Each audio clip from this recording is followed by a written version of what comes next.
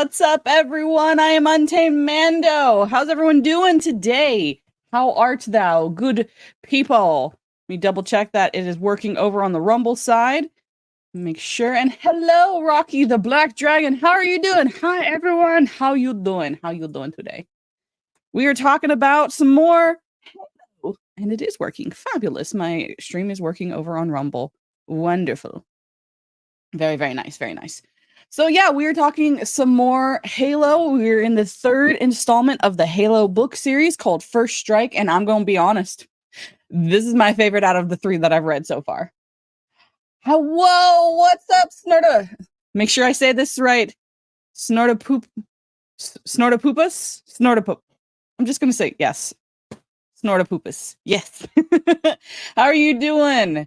Welcome in. Thank you guys so much for hanging out. I appreciate it. I met you last night on Miss Martin Muse's channel. She is one of the smartest ladies on the internet. You will not change my mind. I got to be on her channel last night with her pub crawl, and it was spectacular. We laughed. We didn't cry. We had a great time, and I will have to do that again. I will be inviting her on my channel soon as well. I'm excited. It was great. Yesterday, we talked a lot about C.S. Lewis. As most of you who are familiar with my channel know, I am a big C.S. Lewis fan. I've read a lot of his work, not all of his work, but I've read a lot of his work, and that's what we got to talk about last night on her channel. And if you have not subscribed to her channel, what are you doing with your life? What are you doing with your life?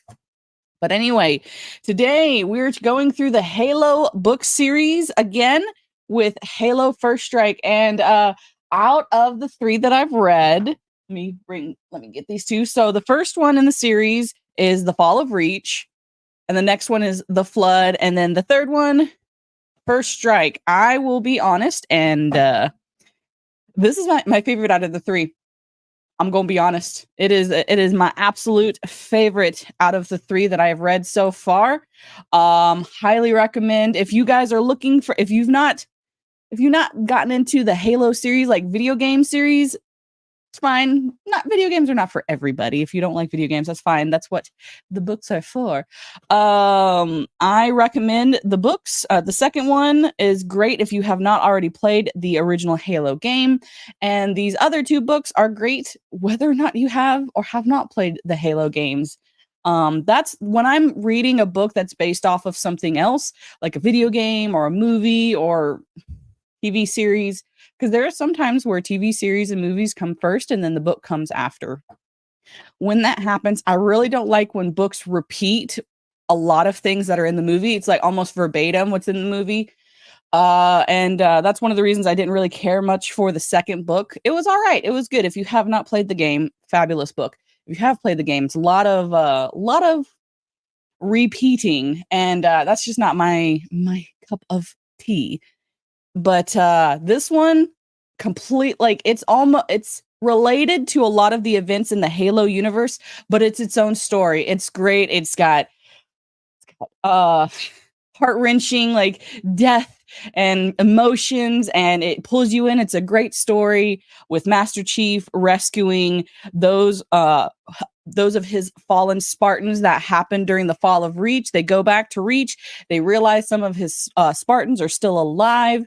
They rescue them, and then they go on a different mission to attack the Covenant forces that are about to invade Earth, because they now realize that the Covenant knows where Earth is, and they need to take them down before they get to Earth. And so that's kind of what this book is about, is Master Chief figuring out, oh, the Covenant know where Earth is, and they're about to do a bombardment, and they're gathering their forces on this space station and about to take out Earth. And so Master Chief and a lot of members of his crew are like, we have to send in a strike team.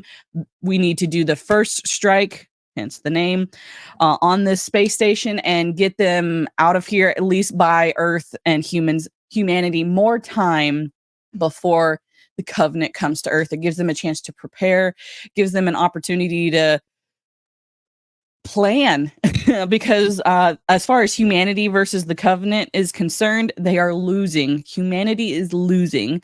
And for any of you who don't know what the Covenant is a group of aliens that have decided to work together to basically take down humanity and kill us all.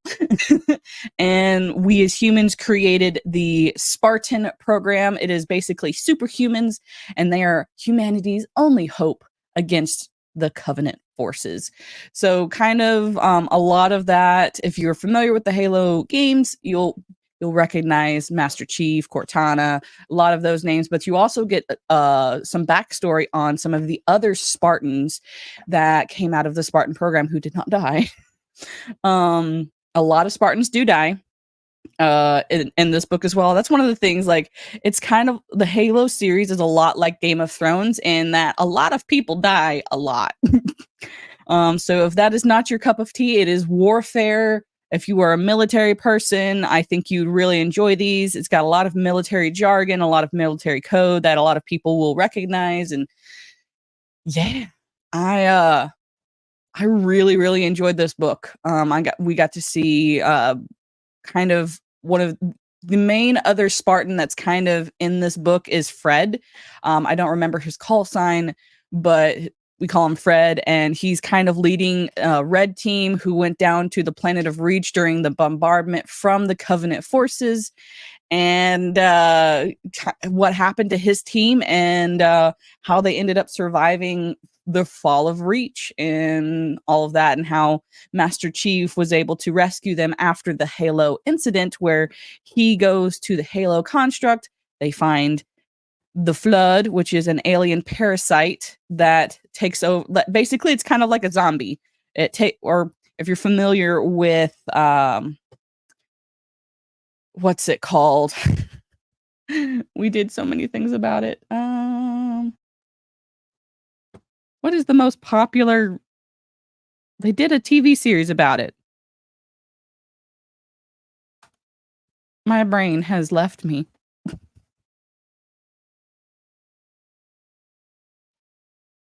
What is it? The Last of Us. The Last of Us. Okay. Sorry, I had to Google that because my brain is it's just fried. So from The Last of Us, the Flood behaves similarly. It's not exactly, but it does behave similarly to the cordyceps, which basically take over your brain and take your body, and you kind of uses you as a meat puppet. And so that's kind of the beginning of, the beginning of this book is Master Chief getting the orders that the Reach is being attacked, which is a planet in the human controlled space, and he sends Red Team led by Fred to the ground forces to aid them and help them with the Covenant attack. And kind of how Fred had to split his team up, how he had to divide his team, or I already said, divide his team to help as many people as he could, but also figuring out that the Covenant was after something on Reach, which is why they did not just blow up the planet entirely, that they were looking for something. And that's how he was able to get his team down deeper, because they realized that the Covenant was digging into the planet Reach trying to find something, and so he was able to hide out in the tunnels. Brain, what's his brain? I don't know. Snortapoopus, I don't know. I think it's that weird thing that's like in between the plates of your skull or something. Mine tends to go on vacation whenever I try to use it. It's just like, I don't want to be utilized anymore. So we're going to go on vacation. It's like, wait, brain, I need you now. And it's like, nah, you're fine. You don't need me. It's like, but brain, I do need you. I need you now. Oh, that's a song. Why do I keep doing this myself? I need you now. And every time I like say something and I'm like, that's a song. Yeah. So yeah, that's where we kind of find Fred and his team, and they're just trying to survive. They find Dr. Halsey, which, if you're familiar with the Halo series, Dr. Halsey is kind of the brain behind the Spartan program. She's the one who created the Spartans, and she's having a lot of moral conflicts because she realizes they kidnapped children and experimented on them and trained them into to be super soldiers. And she's like, I don't think we should have done that, but we also had to do that because we needed the Spartans. And I so you kind of get that moral argument of, is this really for the greater good? Should we have done this? Was the Spartan program really necessary? And she also asked Master Chief, like, if you had the opportunity to save all of humanity, would you sacrifice one person, or would you try and find another way? Would you doom humanity to extinction because of your love, like you, how much you care about one person?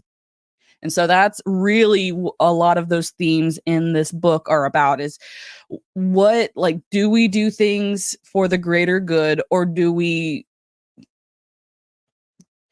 sacrifice the few for the many? It's kind of a big theme throughout this book of, there's been many times in the book where, what is this? Just got here. What's up, Ben? We are talking about Halo.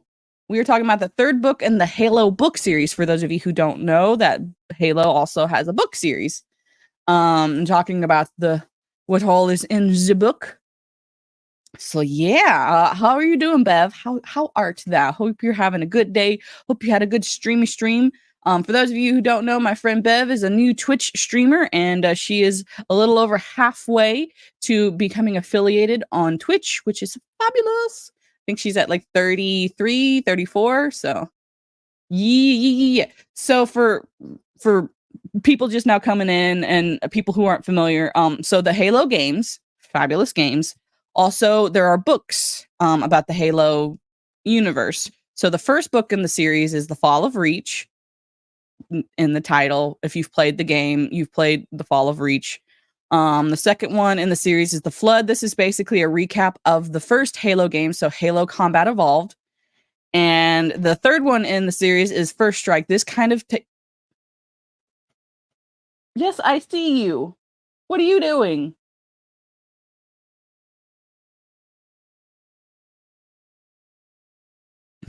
That's my cat, guys. He's curious. Hopefully he's gonna sit there and not bother me.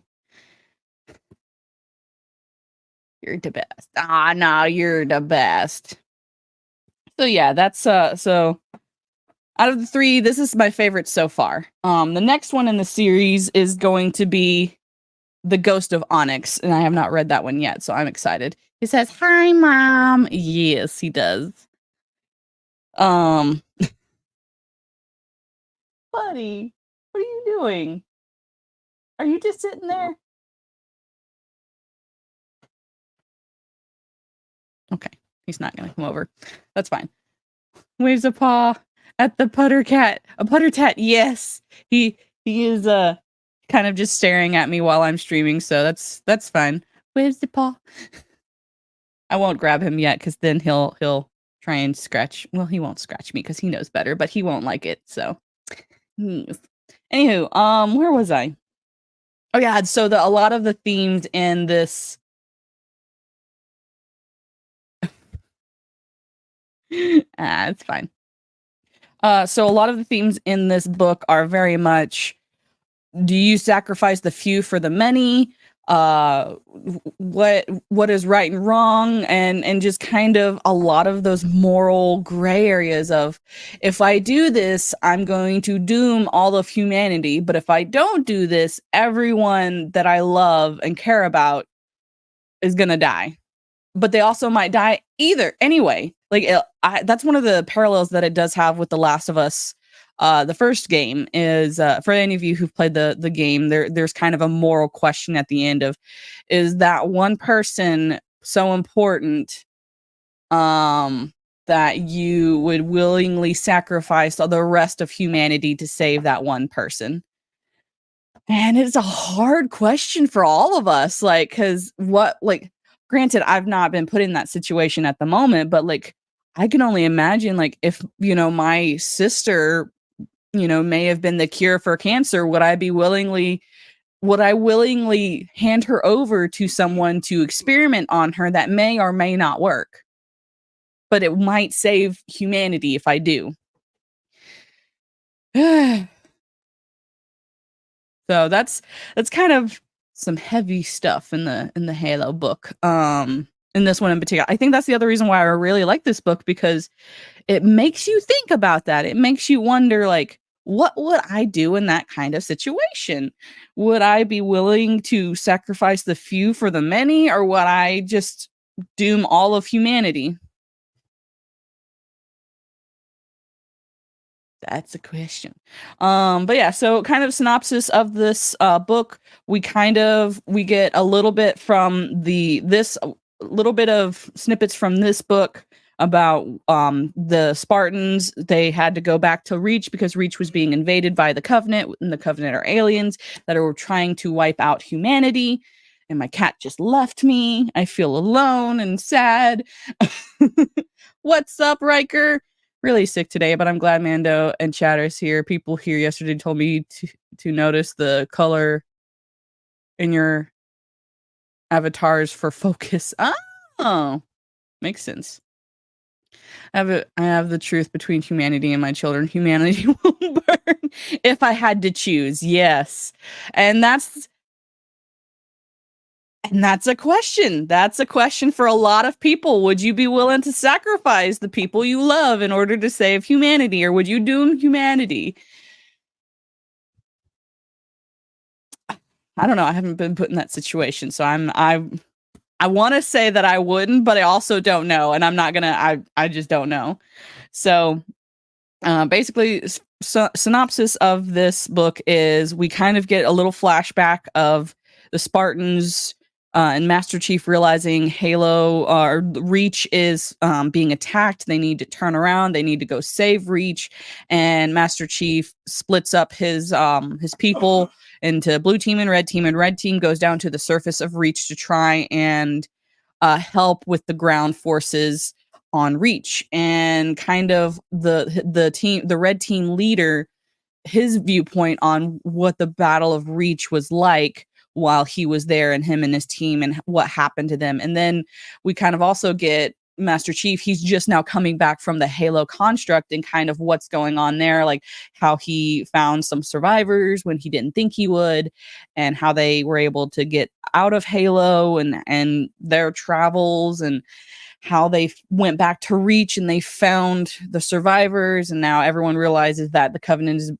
knows Earth's location, and they're about to attack Earth. And so kind of their travels on, what are we going to do? How are we going to do this? Do we sacrifice you few so that way a message can get out to Earth? Or do we just go to Earth directly and hope that the Covenant doesn't attack soon? Like, what kind of chance can we give humanity survival? I'm the wrong one to ask about humanity. No, if I had to choose between my kids and my family, I would gladly give everybody my family. Yeesh. Yeesh. Yeah, I don't know, man. That's the thing. Like, the question that I posed earlier, Bev, um, if you knew that, I'm gonna go with maybe a kid. Well, to put it like they did in The Last of Us, if you knew your kid had the cure for cancer, but they would have to die, would you let them? Would you choose to cure cancer over the life of your kid? That's kind of a lot of the choices that we're faced here. Is Master Chief has to choose, like, do I send out my Spartans, the people I was raised with, the people I care about, on this suicide mission for the betterment of humanity, or do we play it safe?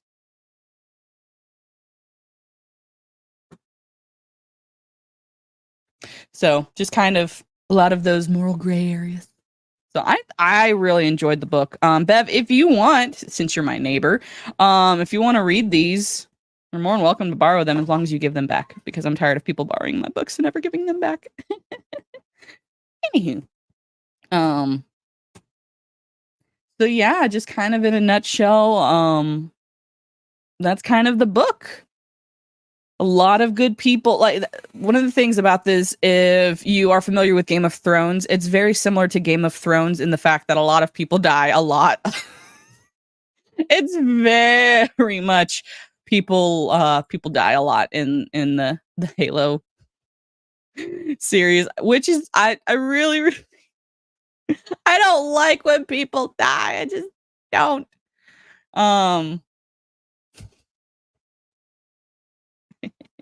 but yeah, that's one of the things, and that's and the whole Halo series. A lot of people you really like die or will end up dead, except for Master Chief so far.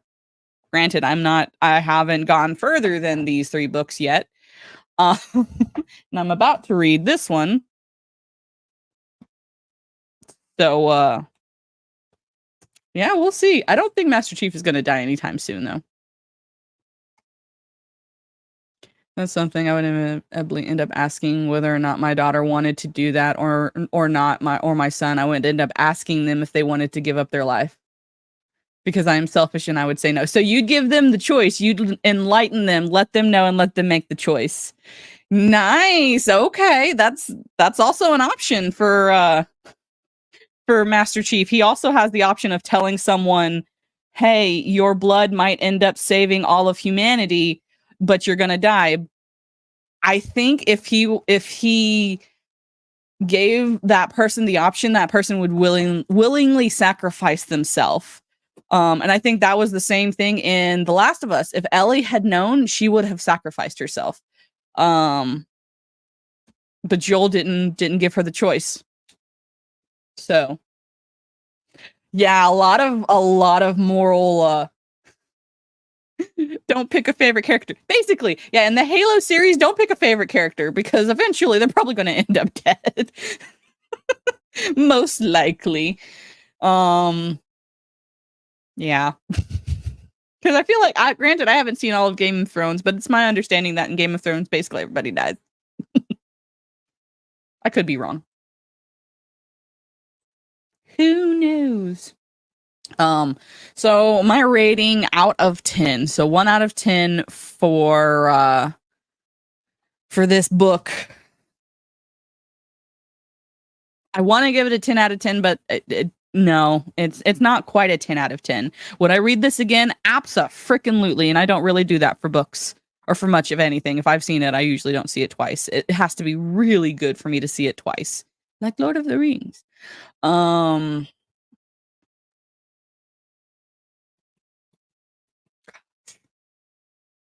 I'd give it a 9, because I rarely give anything a 10. So I out of this one, 9 out of 10. The first one, 8 out of 10. Second one, 6 out of 10. But that's because I've already played the games. If you have not played the games, it's probably a 7.5 out of 10. I probably changed my rating from the last time I read the book. Oh well. So yeah, like how many? I'm my favorite character. Should I be worried? Only if you write a book about yourself, or that only if you write a book and you place yourself in the book and then you want your character to not be there anymore. Which one of these days I'm going to finish writing my book that yes, I'm writing a book, kind of. I've taken a pause because I'm so bad at conversation. I'm bad at conversation when it comes to books. So I kind of not gave up, but have taken a break from writing my book. But one of these days I'll finish it. I just need to work on that. How many of you guys in the chat have read the books or have played the games or know about the Halo universe? Because I am curious. Because yeah, I'm curious. And I'm excited for this next one. Although it will not be next week, so 2 weeks, and we will be back on the Halo series next week. Troubled Green, Smile a While, and Megan from the Noob Reviews will be on a panel talking about The Lion, the Witch, and the Wardrobe. So, next week, do not miss out. Don't do it. I gave up writing all my characters like me. Problem with reading a book is you tend to skip the parts you don't want to read. Rereading, yeah. So yeah, I'm excited for I don't know. I still really prefer books as a medium. I also like video games and watching TV and like I enjoy that, but I think my soul gets more enjoyment out of reading a book than it does watching something online or on the TV. I don't know, but that's just me. That's why I have Literary Souls, where we talk about books and literature adjacent things. Because we don't always talk exactly just about books and stuff. We talk about adjacent things. What's up, Roman? Good morning. Sorry, all over the place this morning. You're good, Roman. I appreciate you coming in and hanging out with us. You are one of the people. Out of the 3 books, Roman, that I've read in the Halo series, this one's by far my favorite. The First Strike. I give it a 9 out of 10. So far it's my favorite out of the 3. This is my second favorite. This is my least favorite. So I still recommend reading them.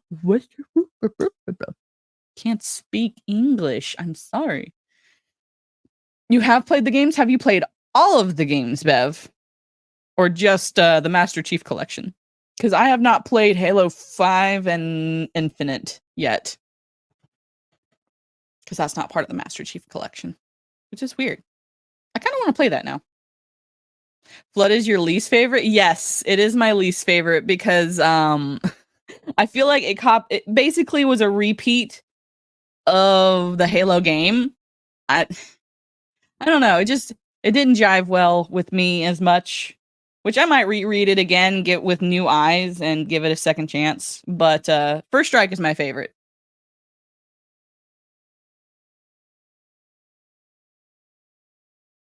Yeah, Flood was my least favorite. But it's not bad. Like, it's just not my. Yee. So you've played all of them. Then you need to read the books, Bev. I recommend reading the books because yes. So I will let you borrow them if you want to read them because yes. I don't know. I'm not saying that. I keep saying it's my least favorite. It doesn't mean that I hate the book. It just means it's not my favorite. I still recommend that people should read it. If you're wanting to get in the Halo franchise and the Halo IP, I think it'd be good for you. I think it's good. Yeah. After this, I have 2 more of the series that I need to get pretty soon. So yeah, Ghost of Onyx is not going to be next week. It's going to be the week after that. Next week will be The Lion, the Witch, and the Wardrobe with my panelists, A Troubled Green, Smile a While, and Megan from the Noob Reviews. And hopefully another guest will be appearing. She has not responded back to me, but hopefully she will be there next week on the 10th. I almost thought it was this week because I forgot to look at my calendar. So I was telling people it was this week, and I apologize. This is not The Lion, the Witch, and the Wardrobe. Stream. That is next week. But yeah, we're gonna have a great panel next week. I get it. I need to read more. I'm either up with the pup, working on the channel, or trying to mix music. Busy old man. No worries, Roman. Audiobooks are a thing as well. Me personally, I prefer physical copies. Like, I just like to have my hands on the books. That sounded weird. Anyway, but I do listen to audiobooks and I do read ebooks on my Kindle and stuff. I don't know what it is about having just the book in your hand versus a Kindle or an audiobook. Because if I have an audiobook, I tend to try and do other things and sometimes I don't pay attention to the audiobook. But hey, that's just me.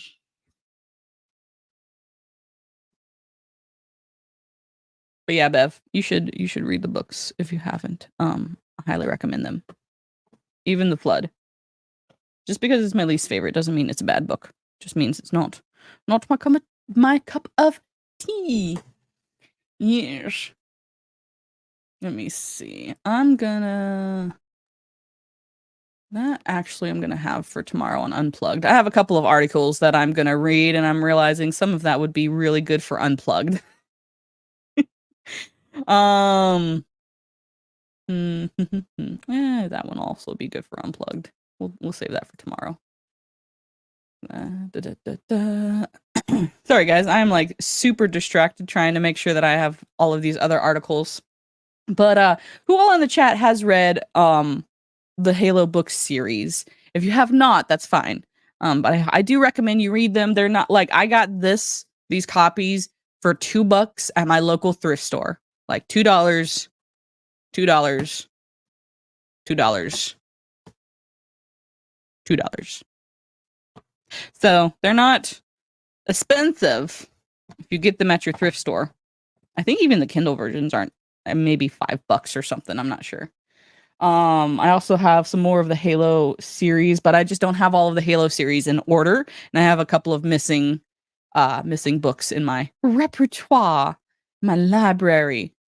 Let me see, make sure that I'm not forgetting something about the book that I really liked.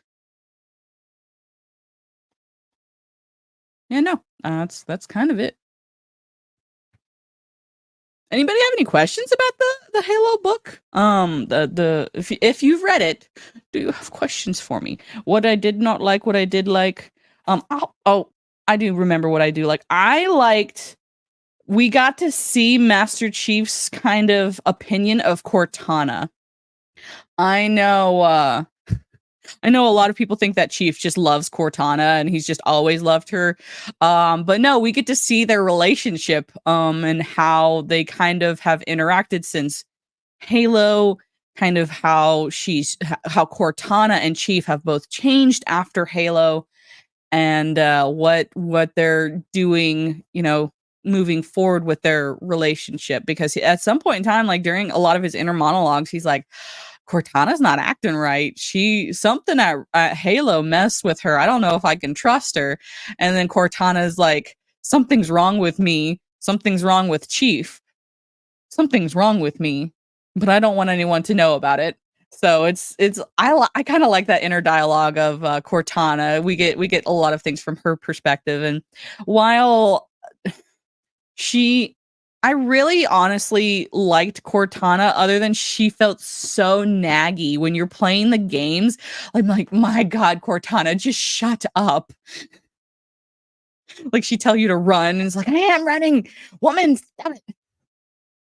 But I think the books do a really good job about fleshing out the character of Cortana. We don't just get to hear her ramblings in Chief's head. We get to actually like see what she's thinking, see why she does the things that she does.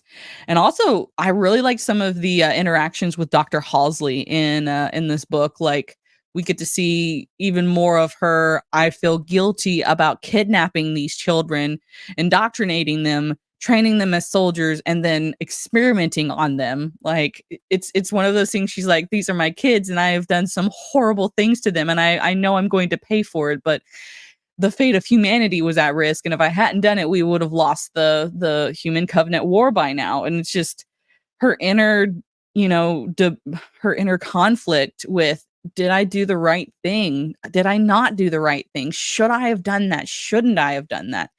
And I really enjoy that. Like, I kind of feel for her, because she really felt like she was doing the right thing, even though it was going to be very traumatic for these kids, but she was doing it for the greater good. And so it's just like, when do you need to stop worrying about the greater good and worry more about your soul, and morally, what are you doing? Like, where is that line? So I enjoyed those aspects of this book. I liked getting other Spartans perspectives, like just seeing the thought process of Fred. Like, he's like, okay, these are my brothers and sisters. These are I'm sending them to their deaths. Like, how that weighs on someone in a war that's like, I'm about to send this company out, and they're all going to most likely die. And you wrestle with, like, do I do that then? Do I send them to their deaths, or do we try and find another way? And if there's not another way, like, what do you do? So a lot of those questions, a lot of that moral gray area, a lot of those, kind of inner dialogues that I really enjoy in books like this, and a lot of the warfare tactics, and just how, just regular humans and the Spartans see the Covenant and see how the Covenant works, and they're finally starting to get the upper hand. And what do they do when they finally get the upper hand? Which they have not technically yet, but also, like, the Spartan program was a success, and seeing how some people don't like the Spartans because they see them as mutants and not actually humans.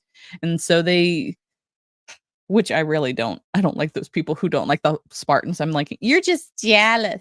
They're just jealous because they can't do the things the Spartans can do. So, yeah, those are my thoughts on this book. I think it's really good. I really liked it. I know a lot of my opinions on this book are probably some people will disagree. I don't know, but I really enjoyed the first strike.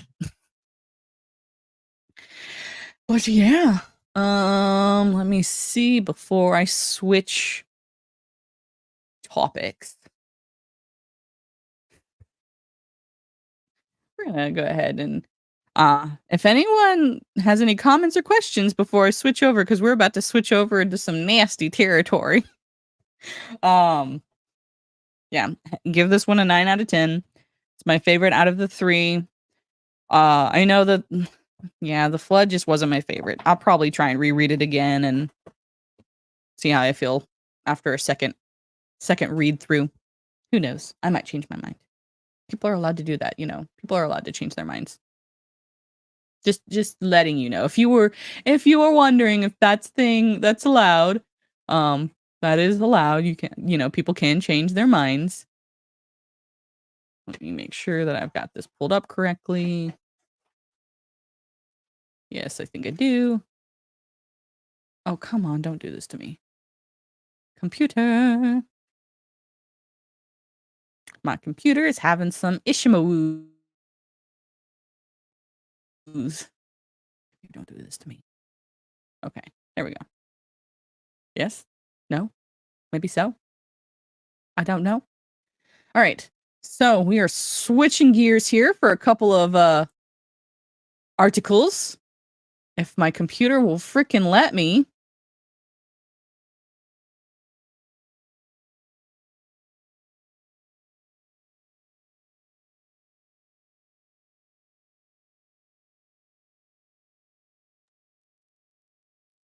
There we go.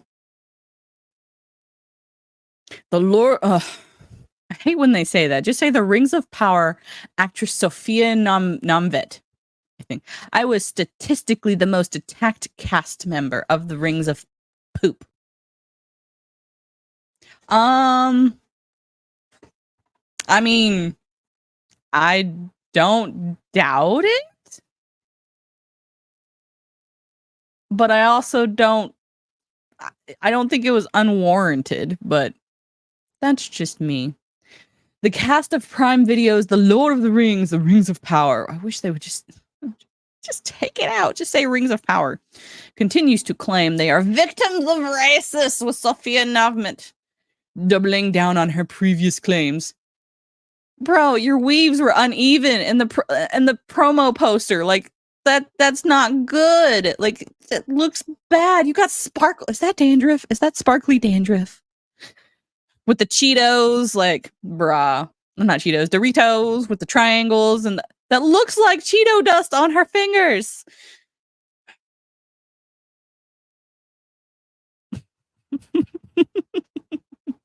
During an appearance, well, before I read on, last night on Miss Martin Muse's channel, she and I were talking, and she says that she might watch The Rings of Power so she can give her proper opinion.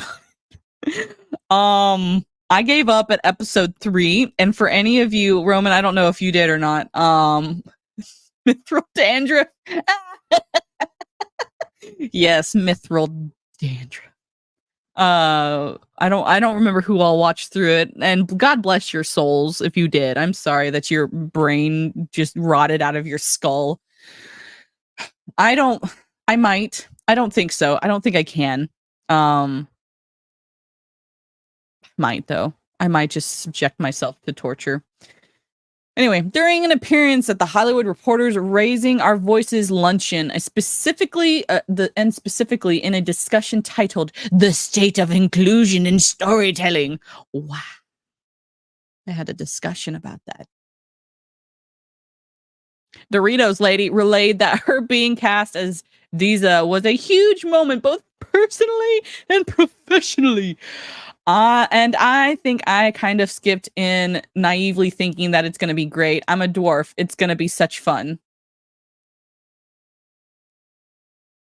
You know, you could have said that before. Been like, hey, I'm excited to play a dwarf in Lord of the Rings because I'm a Lord of the Rings fan.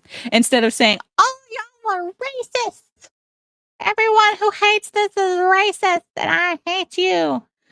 And then be like, why does everyone hate me? Because you said you hated us. Well, looky there. Hello, Miss Martin Muses. Hope you're having a great day today. Hope you're having a fun streamy stream. And yeah. Never watched it, never will. I'm too cheap to pay to watch my favorite author being insulted. But sometimes those views, though, those views.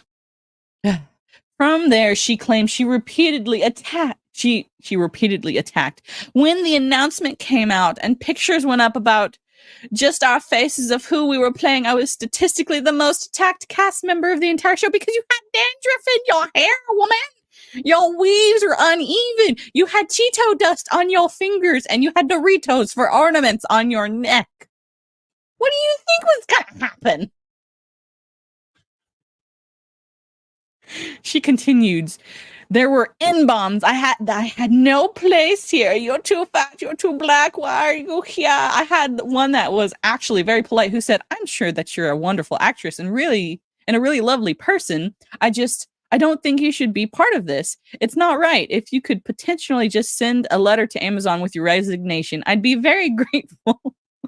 I thought, no, I'm not going to do that. I can't afford to resign for you. So sadly, I'm here to stay, even as her family was threatened. I doubt that. I doubt that highly. Bro, like, here's the thing, though. A lot of these actors and actresses who are being brought into these Frankenstein things that are like, oh, we're just doing it for the inclusion and the racism. You're the racist because you don't like it because I'm black. No, we don't like it because you're not who the character is supposed to be. You're not who they look like. You don't act like how they act. You don't say things they would say. And like they don't. Granted, there could have been some probably weirdos out there that needed to get their panties out of their buttholes, but I highly doubt she was attacked as much as she says. I don't think her family would have been threatened. I do wish that she would have actually like come out when she was given the role and say, I'm a Tolkien fan. I love the Lord of the Rings. And yes, we have made some changes, but we're doing this because we love Tolkien and we love the Lord of the Rings. Like, yes, the changes are jarring, and this is not what he envisioned, but I feel like I am the best person for the job, and I'm going to do my best and honor the character I've been asked to play.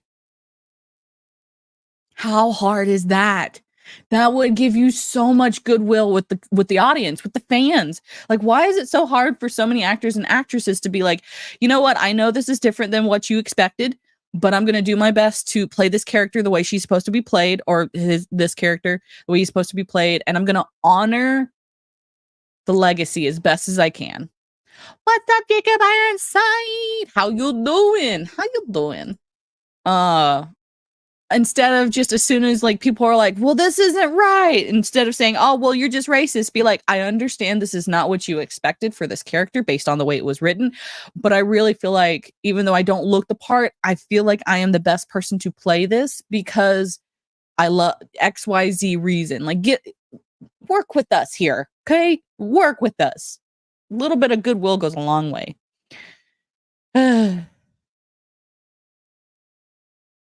Like, if we'd seen behind the scenes and stuff like that, I might have had a softer heart. Like, She went on to claim that getting paid to play the race swapped character is an act of defiance.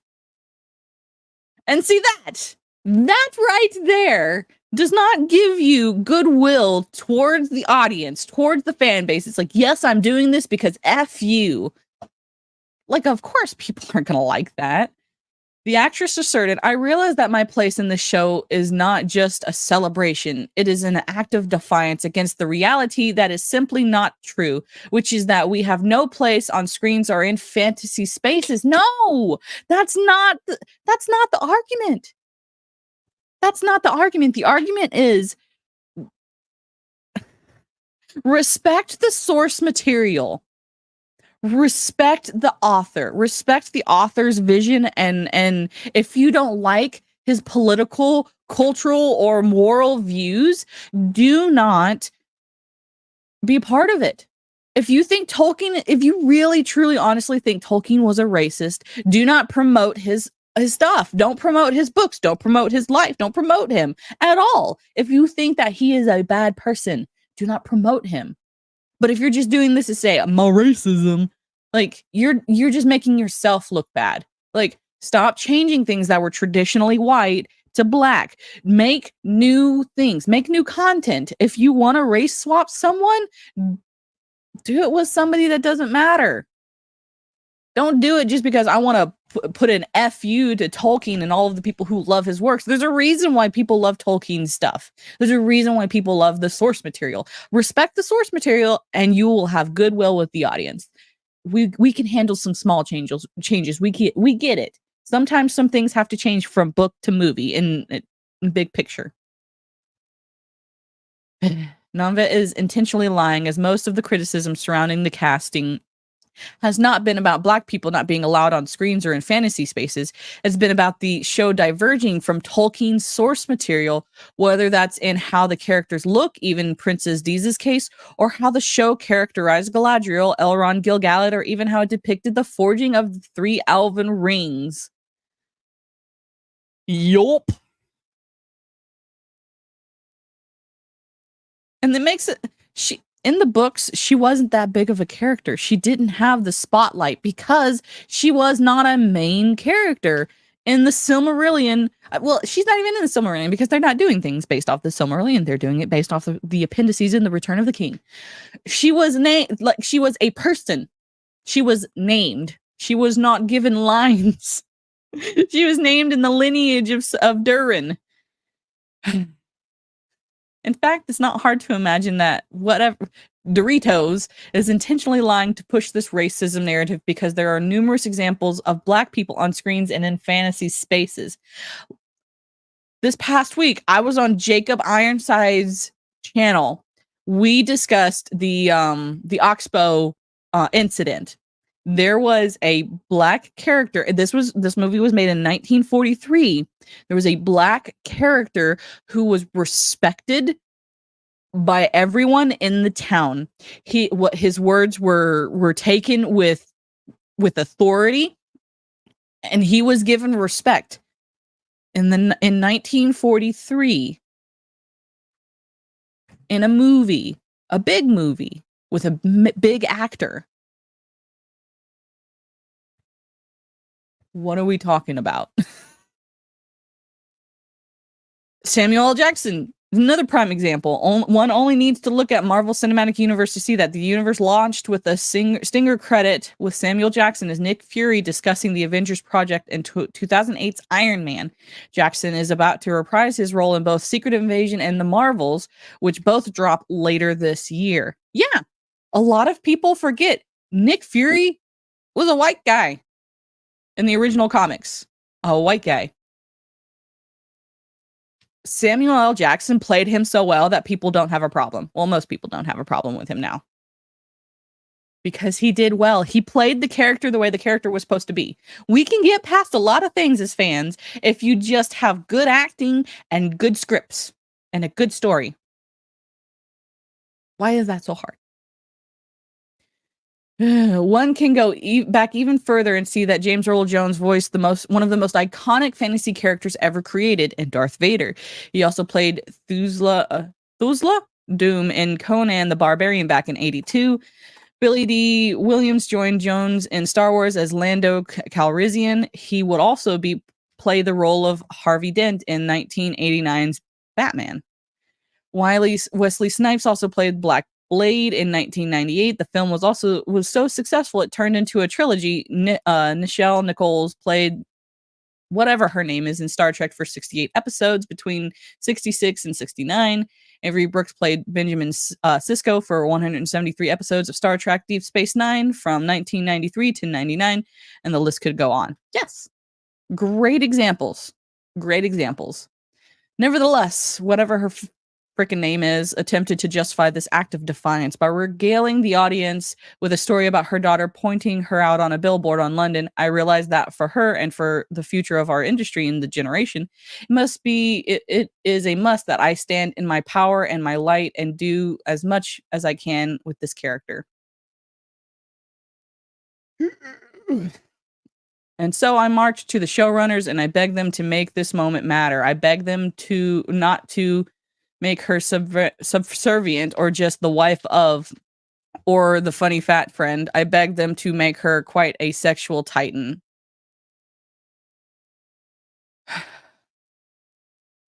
But that's not her character. That's not who she is. We get one word in the appendices of The Return of the King. She is listed as in the line of Durin, that she's just a name. It's too late for this storyline. Disney MCU, you messed it up already. Yup. What's her face went on. I went through the 7 stages of grief by reading some of the comments and then understood the assignment. I understood the assignment. Okay. And that was to help people understand and to embrace them and love them. You would never disregard a child if they were scared. They're scared, they're frightened because they haven't seen us before. No, I am not afraid of you. I want you to respect the source material that you are getting your character from. I want you to respect the author who created the universe that you are playing a character in. I want you to respect the fan base who have paid money for years and years and years for these books and for this source material to be part of this world, and you are treating us like dirt. So in the moment and throughout the show, I've made it my mission to ease their fear and to let them understand and to help educate them that it's okay that we can tell a story and we can be here and we can show, and the show will be better for it, that our industry and our world will be better for it. Except for it's not. The Rings of Power was a disaster. A disaster. Lost over 60? If not 70% of the audience towards the end.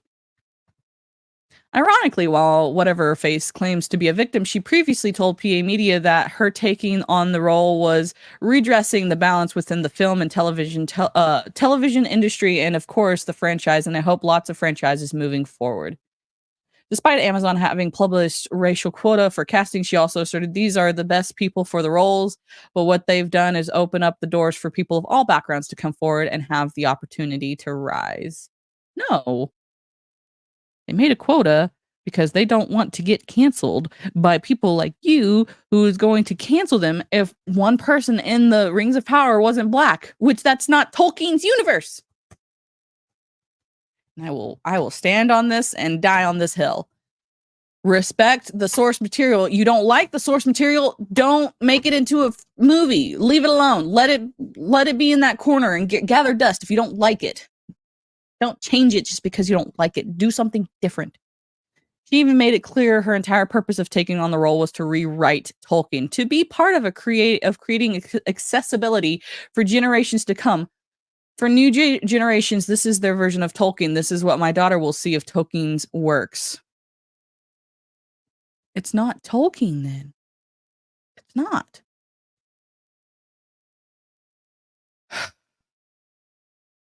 Let's see how much more is there.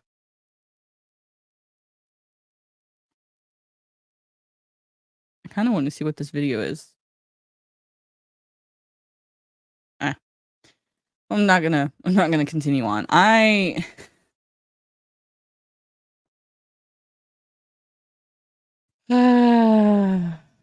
I just hate it. I hate it so much. You didn't need to do that. If you don't like Tolkien's universe because there's not enough black people, write your own. Write your own universe and have black people in it. As much as I hate to say his name, George R.R. Martin didn't like Tolkien's universe, so he wrote his own. He didn't finish his own because he's a... Nice words so I don't get canceled on YouTube. He is old. Dredge up scintillae of imagination and write your own epic story with your own characters. Base it on African mythology. Heck yeah. All they did was take names of places and people and make their own show. It's not Tolkien's world. That is correct, Jacob. That's correct. I wish they wouldn't have even taken his name. They didn't need to take... If you wanted... Like, I'll be honest. This show wouldn't be half as bad as it is if they would take off Tolkien's name from it. This is not a Lord of the Rings show. This is not a Tolkien show. This is our rendition of fantasy mythology, very similar to Tolkien's, but it is not. And it wouldn't have been half bad. I could have probably stomached it. But the simple fact that they said, yes, this is part of Tolkien's Legendarium, when it goes directly against Tolkien's source material. GRR bargain basement Tolkien wannabe Martin. Yeah. As much as I dislike him, he did exactly what we've said. He just didn't finish it.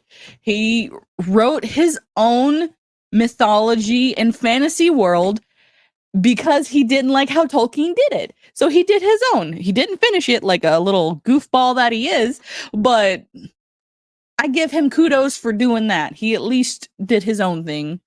Because I think he said in some sort of interview that he wanted to subvert everything about Tolkien.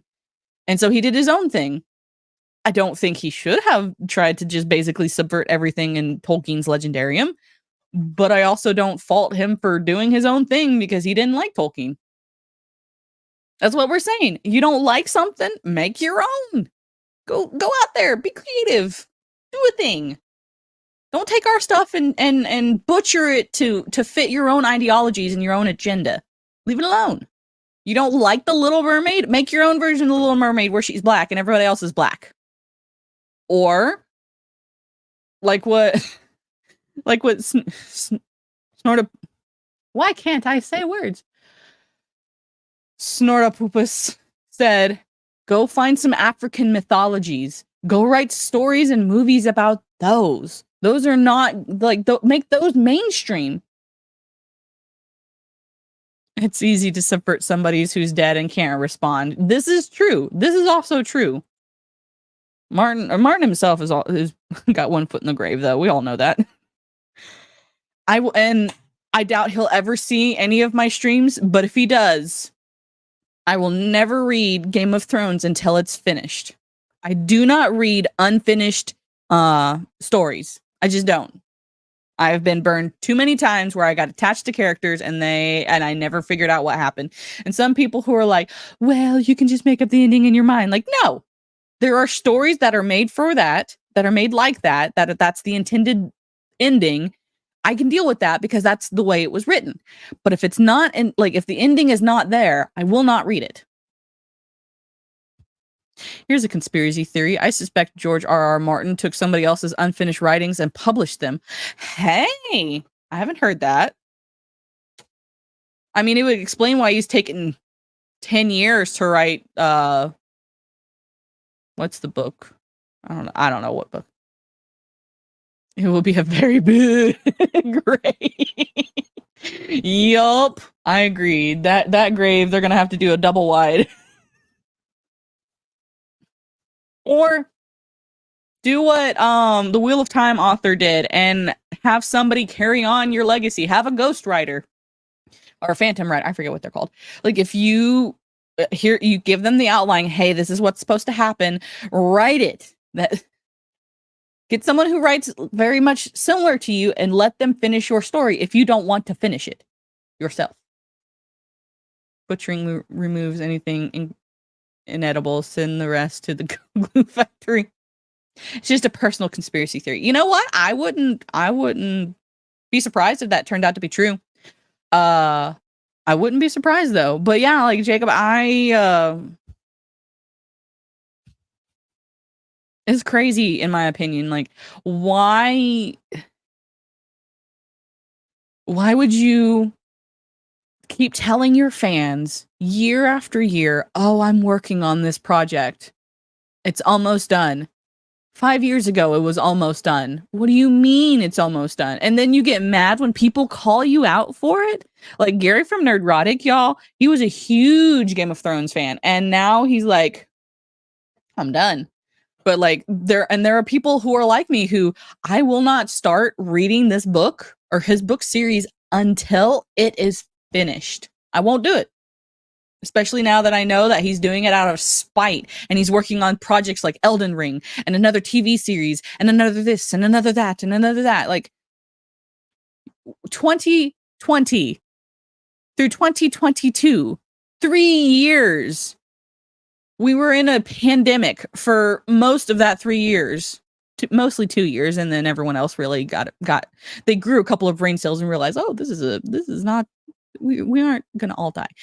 Anyway, we were in a pandemic where no one could leave their homes for a year.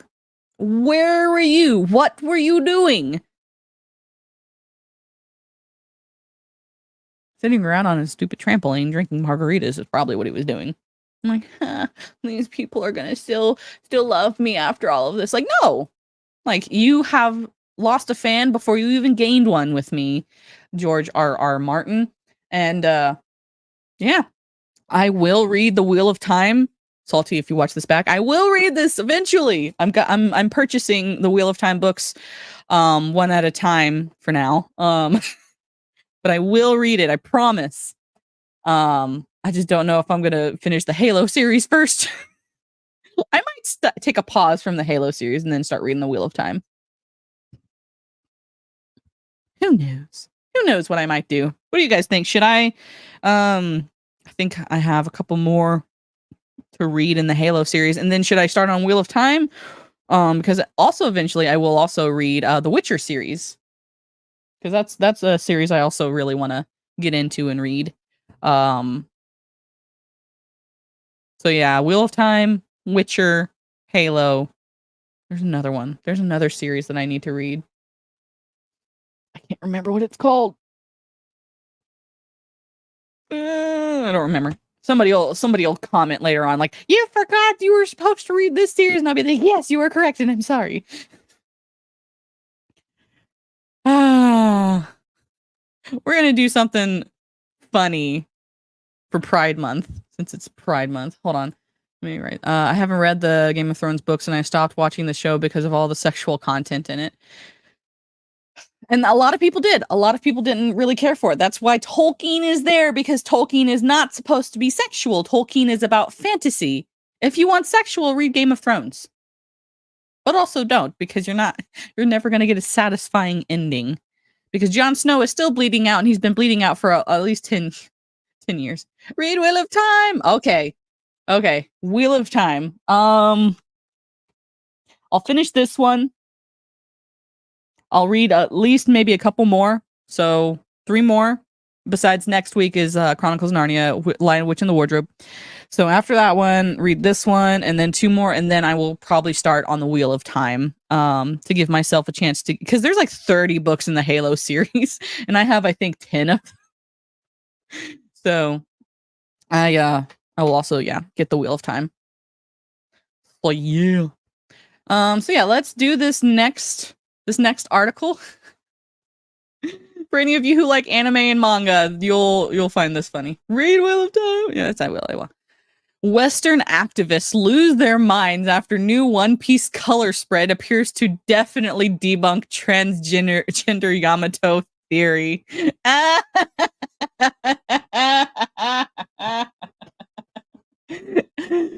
Oh, this is why Japan is winning. This is why Japan is winning right now, y'all, because they're just like, oh, you want transgender?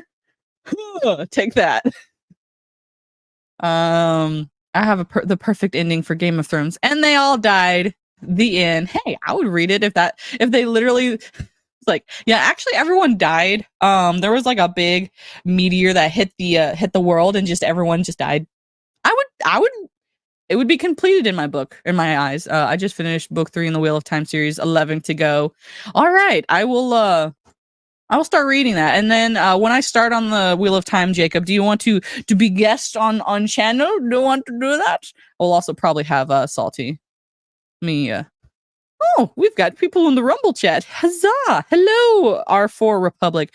I'm big on Charles Dickens. Shakespeare pulled that off pretty often, and they all died.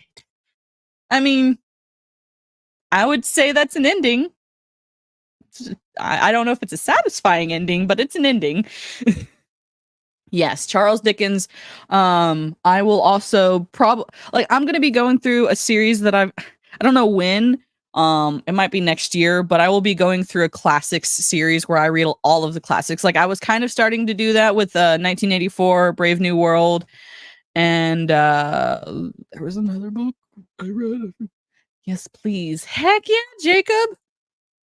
I would write a big epic series and call it Wheel of Cheese. Do it. Do it, sort of. Little Dorrit is like book series because it's so long. Huh. Interesting. That's cool. R4 Republic. All right, let's continue on with it was a magazine series. Huh. I'll have to look into that. But yes, Western activists lose their mind. I love it so much. In recent months, Western transgender activists have turned the social media into a war zone over their belief that the One Piece character Yamato was transgender. But thanks to the latest series color spread from creator Ichiro Oda, it appears that the bleating of the terminally online was all for nothing. Oh my god, yes. I mean, there are times that the Japanese will write a guy that I think is a girl, but it's a guy. I'm like, huh? Or a girl that I think is a guy, but it's a girl. And it confuses me. But the Japanese don't care. They're like, oh, Western transgender activists, F you. I don't care about your ideology and politics. This is why Japan's winning. As argued by these activists, because Yamato is a tomboy who once used male pronouns, a result of both her being forcefully raised as a boy by her abusive father, Gyaro of the Beast, and her dream of following in the footsteps of her hero, the male Kazuki Oden, the Onai princess, must be a transgender man. And of course, all the dissenters to this belief have automatically been labeled as transphobic bigots. Important information of Yamato's card. Name, Yamato. Gender, female. Birthday, November 3rd. Age, 28. That's a girl. What's up, Mark of Reality? I heard that they're going to bring in Timothy Zahn to help save Star Wars after it was murdered by Disney. Bro. Welcome in, Mark of Reality. I mean, I don't know if Star Wars can be saved. I really don't. Unless they make the EU canon and say all the things that we did in Disney is done and it's over and we don't consider that canon anymore. I think that's the only thing that would save them. They tried to get the creator of this character to turn her trans and he doubled down and no, it's a woman. Bro, this is why Japan is winning. I don't think anyone could breathe life into that corpse. Yeah, I don't think it can be saved. While Oda has long refrained from giving a direct answer on the topic of Yamato's gender, it seems he's finally made a concrete move to lay the speculation to rest. Yuko Oda. Released on May 22nd and illustrated by the manga himself, One Piece chapter 1084. Y'all, One Piece is the longest running anime in all of anime history, I think, and I don't plan on restarting it because I'm already way too late.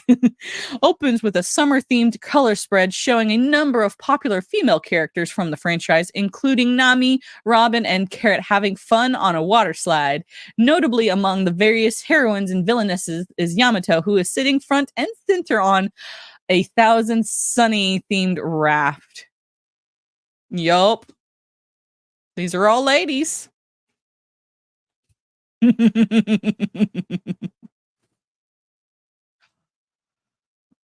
have to find someone who appreciates and responds to the genuine Lucas, and it's hard to find such people even among fans. Yeah. Agreed, R4 Republic. But while fans were admiring their favorite One Piece ladies having fun under the sun, critics were losing their minds over the fact that Oda has seemingly deconfirmed their transgender headcanons to the extent that some even made threats against the transphobic creator's life. Bro, he doesn't care about you, nor your fifis. Move on. If you don't like that there's not somebody who's trans in One Piece, which I'm sure there's a lot of people who probably would pass for trans in One Piece, because One Piece is just crazy, weird, and psychotic. If you like One Piece, you like weird things, because One Piece is weird. Yes, you, my friend, who will probably watch this back later and be like, what do you mean I'm weird? I love you. That's what you do in dealing with these trans Yahtzees. You tell them to go away and mind your own daggum business. Yup. Announcing their desires to personally harm Oda for erasing the possibility of trans Yamato, Clownsy tweeted, Oda, I'm coming for your jugular and you know what you did. You know what?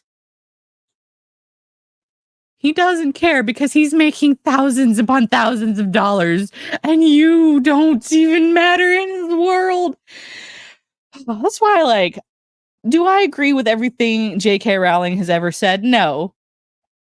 Do I care what she says? No. Do I like Harry Potter? Yes. Yes, I do. I still think that she created the world. She deserves to have her money. And she deserves to do what she wants. But I consider anything that's publicated official. I don't consider tweets and websites to be official, even if they are written by her. I consider publications canon. Kind of. For the most part. Watch my canon versus fan fiction. They tried to attack this guy and he whips out a samurai sword. Yep. In addition to believing that Yamato is trans, whatever that person's screen name is, claimed the heroine was hanging out with the cast of lesbians, despite absolutely none of the characters appearing in the spread being one, before likewise revealing their desire to yeet Oda. What kind of game is he playing? Why is he entertaining transphobic arguments? Why? They hyperbolically cried. Dang it, I need to get that wokey soundbite of them yelling like, what? I bet you he's just like over here like, I'm just counting out my money. Y'all can keep on screaming if you want, but I don't care. You know what? I might just give One Piece another chance. Enraged Brazilian critic, whatever that person's screen name is, escalated his death threat towards Oda by declaring that they were gonna hunt down and take off his wee One Piece mangaka. Did you say Wokey? We have a live one, guys, in the chat. I'm kidding, Swigs. What's up, Swigs? How you doing today? How you doing? We talking about some One Piece anime and some Wokies getting upset that the creator confirmed that the possible trans character is not trans and they are female.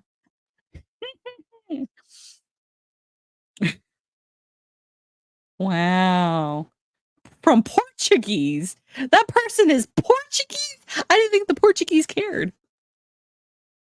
The wokey virus is spreading like wildfire. Other critics, such as the Glitter Cherry, that's a name, were infuriated not only with how Oda chose to include the male-identifying Yamato and all the female spread, but not the serious canon male-to-female character of Kiku, the Kiku of the Lingering Show. Yes, there are trans people in the thing. I've never seen One Piece. It's okay. It's all right. It's fine. It's very long. So if you want to waste your life away, watch and read One Piece, because you will never be done, because it's still ongoing and it's over 1,000 chapters or series, whatever. I don't know.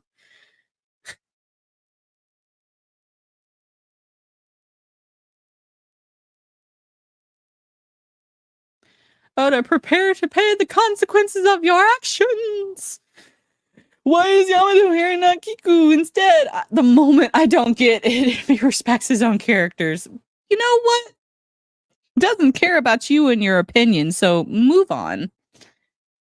How many zeros are in a Brazil? How many, Snortopus? What can't I say? Ivan showed us the first episode of Akiba Made More. Yeah, if you guys, Weaves and Waifus over at Geeks and Gamers are a good crew. They're a good crew of people over there. Tripling down the critical gender theory, insultingly dismissed biological women by refusing to acknowledge their existence in order to accuse Oda of transphobia. Women don't exist. I don't exist, guys. My ovaries and vagina no longer exist because women don't exist, because birthing people. Right? Am I right? People complain about Yamato being here and Kiku missing. They snarked. Guys, calm down. It's not a color spread about women. It's about boob havers. Hope that helps. Wow, I'm a boob haver. I should feel offended, but I don't. I just don't care. I wonder if my husband cares. Honey? Hold on, I need to get his attention. I am no longer a woman. I'm a boob haver. How do you feel? Women no longer exist. We are just boob havers.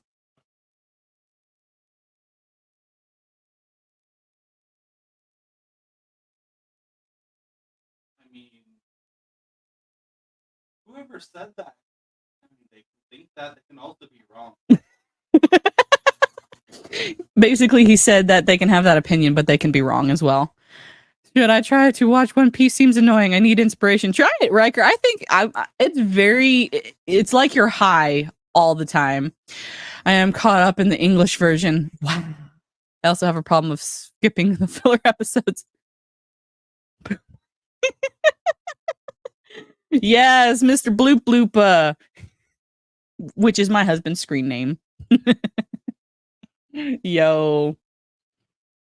While Yamato's inclusion in this color spread is the closest Oda has ever come to confirming her gender as of writing the mangekyo, still has yet to offer a direct answer on the matter. Which he doesn't have to. It's his creation. Go mind your own effing business.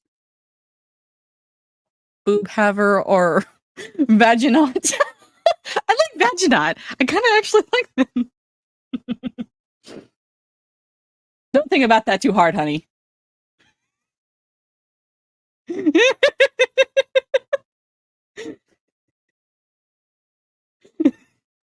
Your boobless are for Republic?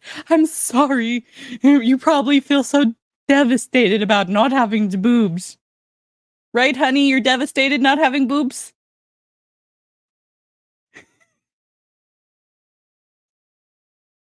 Okay, I'm gonna leave my husband alone. You go back to what you were doing, dear. I was just having fun.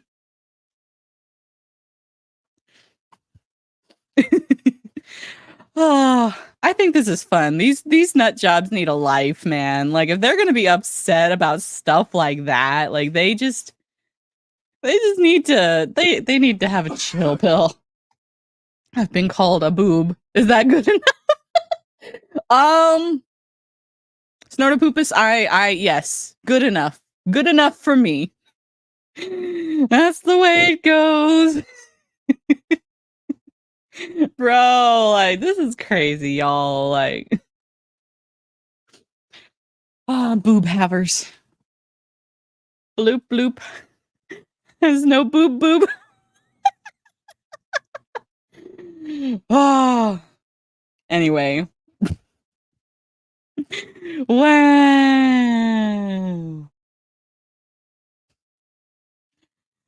Onward to the next activist racist commentary. Let's go. Boobs of the world unite.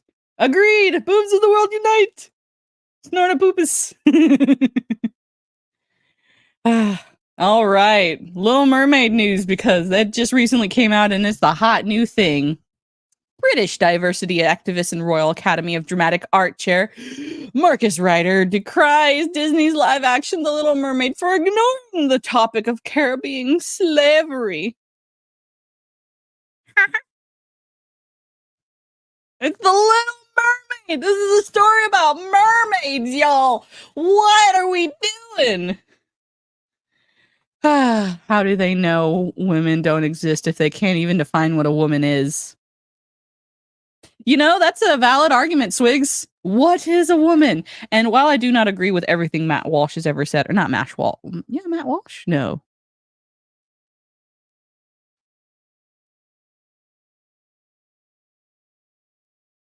Matt Walsh, yes.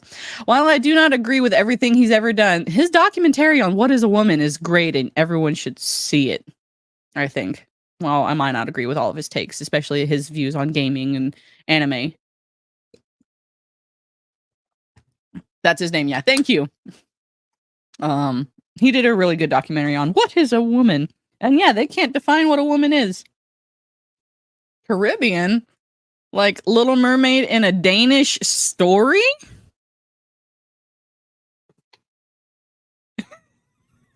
Dude, this is a Danish story. This doesn't take place in the This is why you don't need to race swap people, because then you confuse different audiences because they think that this is a Pirates of the Caribbean story. People are confused now. They think, oh, it's a Pirates of the Caribbean story. No, it's a Danish story. Damn, those mermaids and their slave trade. How lost their freedom because of it. Yes.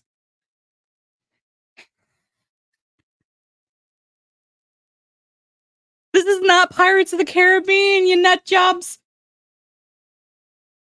Like, bro, like, this is why you don't race swap people, because people get confused where the story takes place.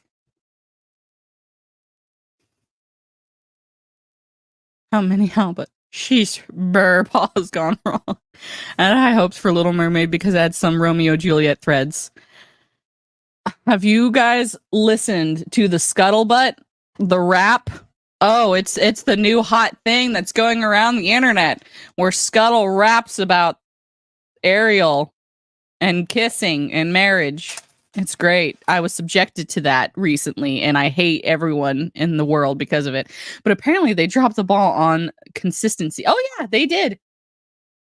Yeah, the movie contradicts itself. But Disney does that now. Because why not? Why not contradict? What is continuity? What is canon? I'm just watching Battlewood burn while enjoying my pre-workout physical media. Let it all die. Yeah, Salty, I am drinking some pre-workout as well because I need it for this workout of reading the stuff. Yeesh, have you seen the colorless Skittles for Pride Month with the catchphrase, only one rainbow matters this Pride Month? They came out with these before. I think people are aware of this kind of stuff. I saw where Eric July hired a couple of female boobs and all writers to write. And after Isom won, I'm not sure she's a good guy. Someone with boobs, not a good guy? Call the patriarchy. It needs to die. Well, some people, the same people like that also ate Tide Pods and licked public toilet seats. Y'all, like, Caribbean slavery.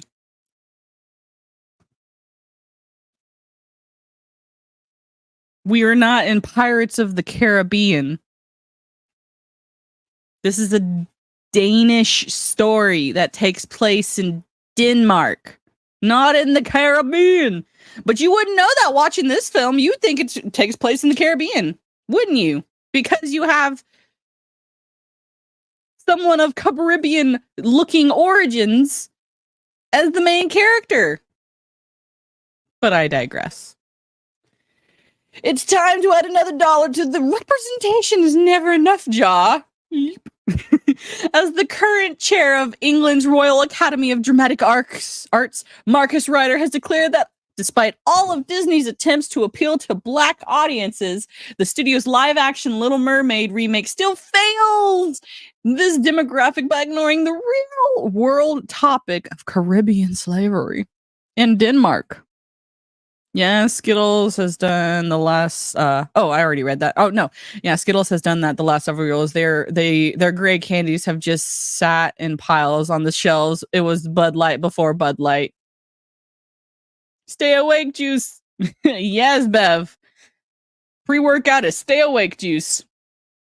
Y'all, like, this is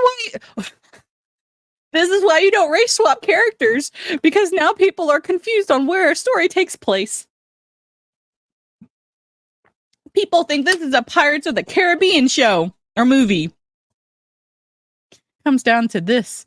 The only audience this agenda remake stuff is for is the transitional banks exhorting ESG. Yeah, exhorting ESG for stock buys. Yep. Is the Little Mermaid statue in Copenhagen due to be removed for being racist? Probably. You would think they're in the Caribbean. Look.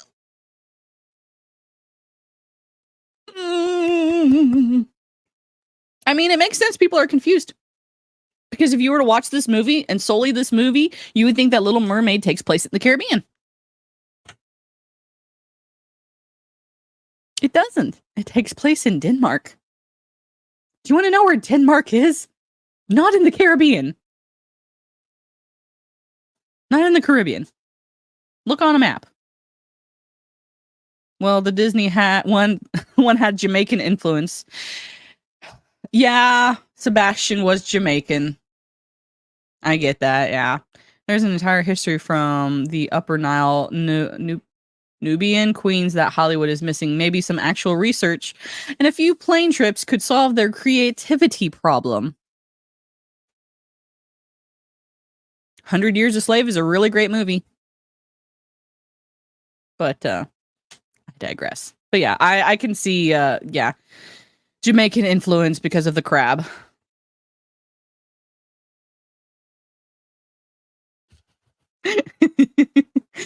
A noted diversity activist who has been recognized as a member of the Most Excellent Order of the British Empire for his work, Ryder voiced his objection. That's a mouthful. His objections to what he felt was Disney's half-hearted inclusion efforts on May 30th, taking to his personal blog to raise the question of how do we make films for children of all races that acknowledge the horrors of historical events such as slavery while making sure they are free to imagine a wonderful world unencumbered by racism and are not defined by it. You don't.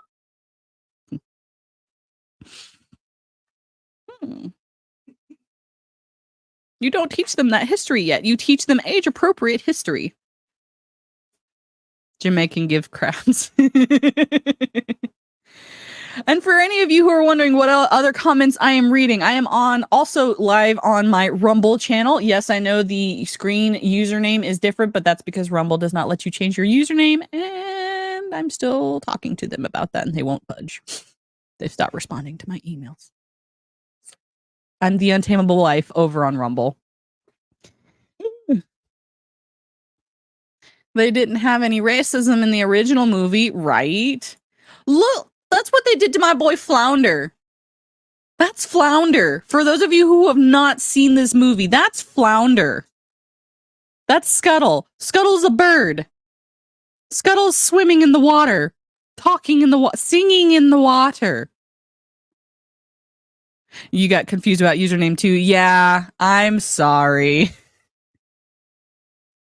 Maybe Rumble doesn't understand English yet. Yeah, probably. For any of you who are curious, here we go. Here's my Rumble. What? But yeah, I when I created my Rumble account, my username was The Untamable Life, and I have to use this email that I have attached to Rumble because they won't. I'd have to do a completely different email and completely different thing, and I can't what's it called? Import all of my YouTube videos over to that other account because it's attached to this account. English is the hards, yes. You can make it a channel with any name you want, but the email address that's attached to my Rumble, I cannot use it to make another Rumble account. And I do have a channel called Untamed Mando. I just, when I stream, I have to do it through the Untamable Life. It's weird. I'm still going to talk to Rumble about it. Anyway. If they got confused by Sebastian having a Jamaican accent, then why don't they think it's France because of the chef?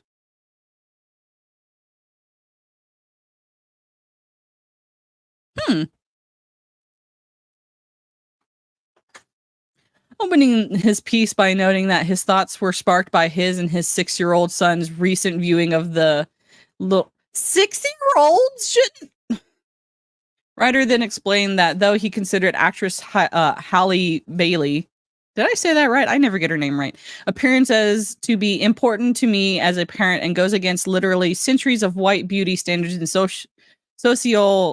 societal norms, he still found the film to hold one jarring, massive problem. You're so skinny. I'm so skinny. Rumble won't listen. Oh, he's so skinny. Yeah.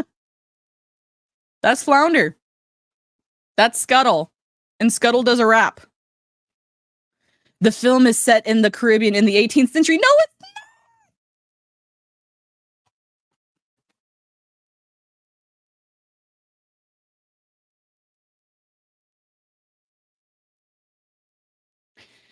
Explain the diversity activists of his complaint. It does not specify exactly when, but judging from the ship's clothes and other references, it is during the a time of African chattel slavery, and yet there is not a single direct reference to slavery and the islanders that live in racial harmony.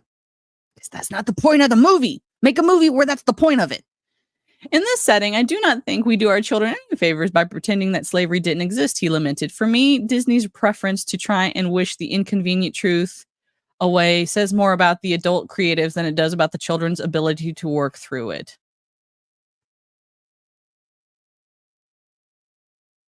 There's Scuttle. Where's Sebastian? I want to show a picture of Sebastian. Yeah, I don't want to read the rest of that. So for any of you possibly going to see The Little Mermaid, do not expect it to be The Little Mermaid that you grew up with. Expect it to be bad. I dislike the motives of the Disney remakes. Money and leveraging exclusive intellectual property. Agreed, R4. So we're gonna end, well, not end, the last couple of articles, or technically Twitter. There are too many social media sites. Apparently there's something coming up with The Princess Bride. Also didn't realize The Princess Bride was based off of a book. I looked it up and I'm probably going to get the book soon and read the book. But yeah, for those of you who like The Princess Bride, some news coming out. But I did notice that Disney did excellent realification of cartoon narrative in the past. The Shaggy Dog, for example. Agreed, R4. Agreed. So yeah, let me share this.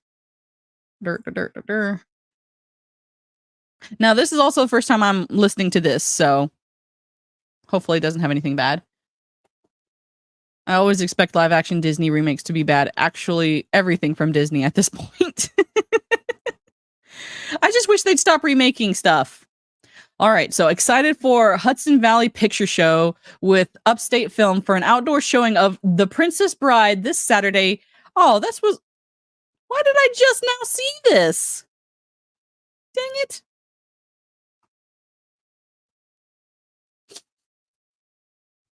I just saw this today. Why is this trending today? I saw this trending on Twitter. You know what? We're still going to do it anyway. We're still going to read it, listen to it, whatever. Because Princess Bride. So basically, they did an outdoor viewing of the Princess Bride Saturday. And we have Indigo Montoya. Prepare to die. Or, you kill my father. Prepare to die. So, we're still going to watch it. Because, yes. Go ahead. This is our 20,000th take. And the last one. This Saturday, May 27th, they are showing a screening of Princess Bride. Right, outdoors. Outdoors. Wait, this one is at Opus 40. Opus 40. Movie starts at 8:30. So- This is a way to support a wonderful little home country theater that we go to all the time, Yeah. and all of them in the Hudson Valley. That's the way to go see a movie. The popcorn, It feels the coziness. so good They with show your great people. films. They show Yeah. great films. So Kind of sounds like Have you Trump. been? Properties. you took me there I years took you ago. there. It's a bluestone quarry. It's an unbelievably beautiful setting. I think you took me around the time we made. Want to be where he is, Pretty Somewhere around Birds, that Woods. time. Yeah, I agree. R4, That's pretty, okay. pretty Woods, Pretty Yeah, Birds. so the movie starts at 8:30, in my Right. understanding. That's But I right. believe you can get there Yes, earlier. he is but also we'll have really all good the on Criminal information Minds. Right. everywhere on this thing. Yeah. Princess Bride, and I hope I'm still in this. You're still in it. I don't know if I'm You're in every copy. scene. Every Every copy. copy. every I'm scene. not in every scene. Oh, that's that true, would but be you a are in every disaster. copy. I, You are in I every hope I'm copy. in this one. You are. Anyway, we sure had a good time making it. We sure look forward. I haven't seen this. I don't even remember the last time I saw it. know. So I'd love to. It'll be wonderful to see it with you. And I'm a little nervous. I'm a You're little very nervous. good in it. Okay. Oh, You it's don't not need to about be that. nervous. It's just No. that I'm sure I look exactly the same. And no changes at all. No, and it's not No, about how you only look. an improved It's not version. about how you look. No, it is. It's what's inside that counts. That's right. And that all that was inside there before is inside, but more. So come help us support Upstate Films. It's really going. Aw, supporting your local businesses. I support that. Offer me money, offer me power. I don't care. You killed Star Wars. Yeah. Yeah, Mark of Reality. I hate that Star Wars is dead. But Princess Bride. I don't know of anyone who hasn't seen the movie Princess Bride. If you have not, go see it. If you want some laughs, you want a good movie with just some fun, that's very similar to Monty Python, but it's better in my opinion. I think Princess Bride is way better than Monty Python. Yeah, go rent it out, go buy it, go see it. Do a nice palate cleanser. That's what the Princess Bride is about. I really, really enjoy. Yeah, they keep trying to remake it. I hope they don't. I really hope they don't. I hope they don't succeed in remaking it. I hope they fail miserably in remaking Princess Bride. Indigo Montoya is Are you the six-fingered man? You kill my father. Prepare to die. As you wish. Yes. Yep. If you have not seen Princess Bride, you are missing the heck out. You really need to go see it. It's one of the best. All right. So we have one more article. Give me back my Star Wars, you son of a mouse. Give me back my father, you son of yes. I don't care you killed my father. So, oh my gosh, close. The best sci-fi and fantasy books of 2023 so far. I don't think that this is going to be a great list. I probably haven't read any of these books because I am too busy reading other books that that are I'm like trying to read like 2 or 3 books at the same time. It's very difficult sometimes. But yeah, it's a thing. For some reason it's hard for me to like listen to an audiobook and read a book and then also like do something else at the same time. It's weird. It's like I can't read several things at the same time and concentrate. All right, it's already been a stellar year for year in speculative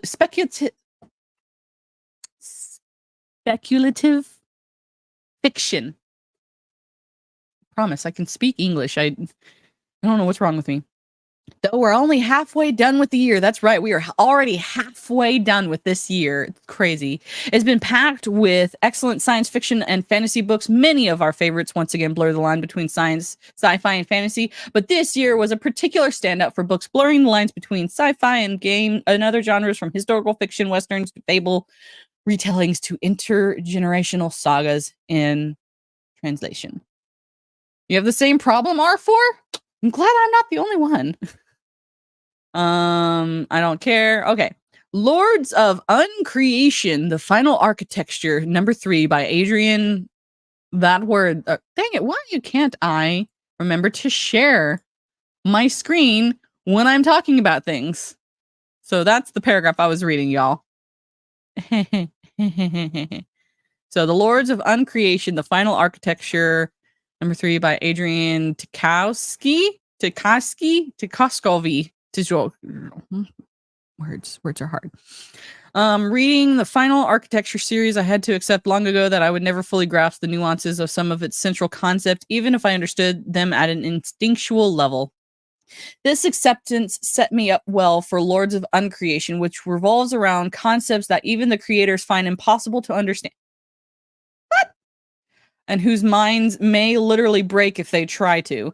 Looking directly into the sun, confronting the blurred space between real and unreal, as well as the eldritch terrors that lurk within, poses a grave threat to those doing so head on, at least to any other than weary intermediary Idris, Telomere, whatever, whose risk is merely reduced rather than eliminated by the characters Adrian has populated this world with our so grounded, so emotionally rich, and so vibrant that the details of the brain-bending threats lurking within unspace become secondary to their impact on the lives of and relationships between the Vulture's God's crew. I've not heard of this series. It sounds cool. I might give it a try. See if it's free on Kindle. The Ferryman by Justin Cronin. Ooh. Proctor Benedette, why can't I say words? Is a ferryman whose duty is to guide unhappy citizens from the utopian Prospera, I said that right, to the nursery where they retire their old selves before returning in younger bodies with no memories of their former lives. But when Proctor is assigned to retire his own father, the troubling encounter sends him careening off the path of conformity. He begins questioning prescribed truths and confronting the darker side of Prospera, which runs off the world of a disenfranchised support staff whose discontent is building towards a revolution that pulls Proctor into its orbit. So it's a lot like 1984, that esque genre. Huh. I might give that one a try. That sounds good. Chlorine by Jade Song. Mermaids. Maybe this is going to be better than Little Mermaid. I think I have been waiting my whole life for this book. I highly doubt that. For someone to write adolescent like the body horror it is, with all of the cultural specificity of being a Chinese American girl simply bursting at the seams with sapphic longing. Chlorine stars Rin Yu, a swimmer who believes that she is a mermaid, but she is tethered to land by her human ambition, by the parents who constantly push her to achieve, and by a swim coach who pays inappropriate attention to her, pushing her to swim faster times while also making her feel uncomfortable in her skin. Never mind. I don't want to read this book. No, thank you. Lone Women by Victor Lavalley.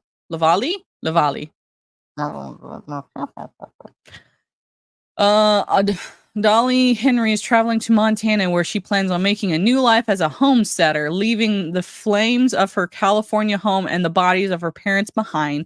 But she has a heavy weight to carry. She lugs an enormous steam trunk wherever she goes. Wherever the trunk opens, people around her die. In 1915, Montana is in the middle of a homestead boom.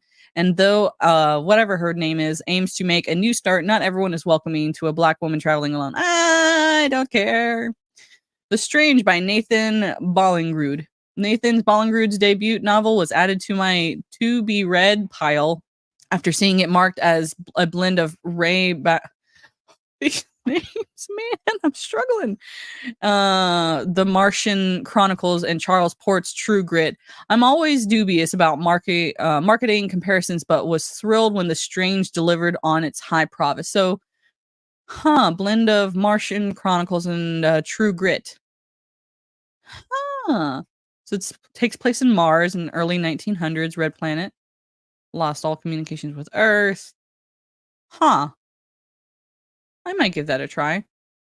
The Lies of the Unjigo. Lone women doesn't women mean more than one.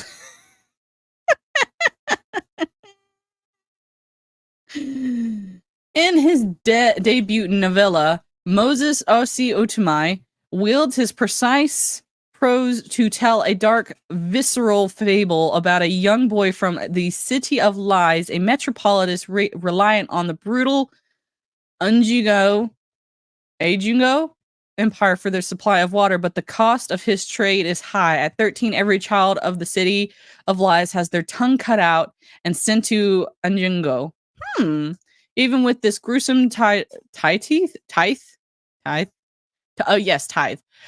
Whatever, send barely enough water for the population to survive, and far from what they need to do so comfortably, let alone thrive. Shortly before his 13th birthday, the brave Tutu sets out on a dangerous journey to save his mother in the city before finding their own water supply. As Tutu explores the outside world for the first time, his perception of truth and history is challenged, and he comes to an understanding of how the decisions and deceptions of those in power rewrite the past and shape the future to uphold those with privilege. Oh my God.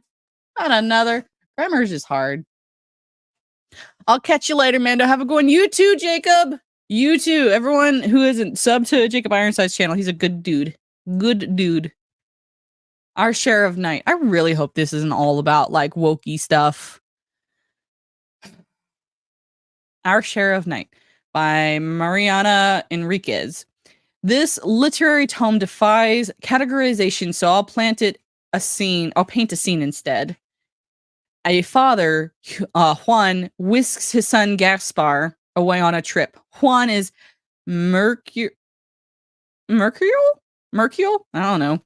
And turns terrifying and violent and turns bewilderingly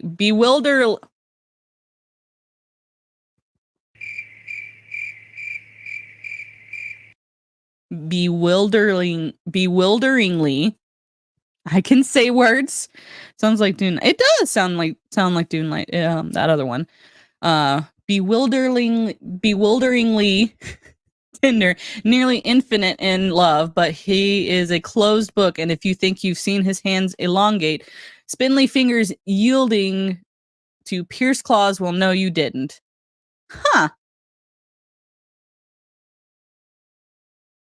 Changing disposition quickly.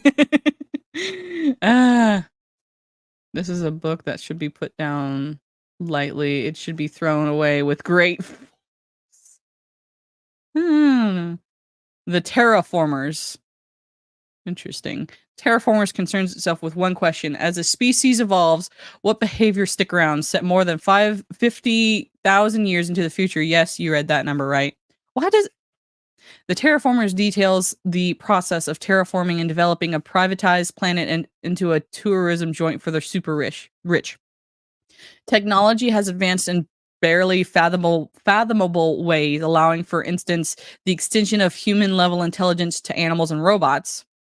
But some aspects of society might seem familiar. Real estate developers who jack up rent with no warning, local government that abhor public transit, and every video call still has one person who can't get the camera to work. No. Children of Memory, Children of Time, number 3 by Adrian. That was one of the first one. Are we gonna get all of? Oh, okay.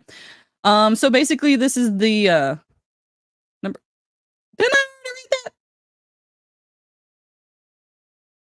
Oh, same author, different series. Highly anticipated third book of the Children of Time trilogy once again delves into some of science fiction's headiest topics and their parallels. Blah blah blah blah. This one, I think he is a solid author. Out of all of this list, the only two that I think are good are probably going to be those. My dad used that word a lot. Children are mercurial. Oh my god. So those are the top books, the best sci-fi and fantasy books of 2023 so far. Most of that list is a bunch of wokies and feminists saying, look at me, I wrote a book. I mean, if it's good, fine, but anywho, tomorrow on my channel, Unplugged with Wicked and Mando at 4 p.m. Central Standard Time, we're going to be talking about all things pop culture. Not all things, but a lot of things pop culture. We're going to have laughs. We're going to have a great time. Next week, Literary Souls. Don't miss out because we're going to have a panel of amazing ladies talking about The Lion, the Witch, and the Wardrobe. We're going to have myself, Smile a While, a Troubled Green, and Megan from the Noob Reviews is going to be on the panel. And we might have another guest. She confirms. And it's gonna be super amazing. Y'all should not miss that. Next week, 10:30 a.m. Central Standard Time. It's gonna be fabulous. It's gonna be great. And yes. Wicked, you come in as I'm ending. But yeah, don't miss out tomorrow, 4 p.m. Central Standard Time. Unplugged with Wicked and Mando. We're gonna have a blast. You want to read a good book and it being Caribbean, you should read Pirates of the Caribbean, The Price of Freedom. Disney has been trying to hide it. Huh. Interesting. But yeah, so my channel, right, Wicked? My channel tomorrow, I think. I get confused sometimes. I think it's my channel this week. It's probably not, but I think it is. It's okay, Wicked. It's okay. I believe it's because of the 5th movie retconning it, but that movie also retcons the 2nd movie. So yes, it is my channel tomorrow. So yeah, and next week we're going to have a fabulous panel of amazing guests and ladies and stuff, and we're going to be talking about The Lion, the Witch, and the Wardrobe. So don't miss out next week, 10:30 a.m. Central Standard Time, and tomorrow, 4 p.m. Central Standard Time and 5 p.m. Eastern, this channel, Unplugged with Wicked and Mando. I almost said Wicked and Virtue. Why can't I speak English? Why is it so hard? Oh man. We're gonna have a ton of fun, a ton of topics to talk about. It's gonna be great. And I hope to see you guys there tomorrow. And next week. And it's going to be great. Yes, thank you, R4, for being in the Rumble chat. You guys are super amazing chat, and I will see you guys tomorrow. Bye.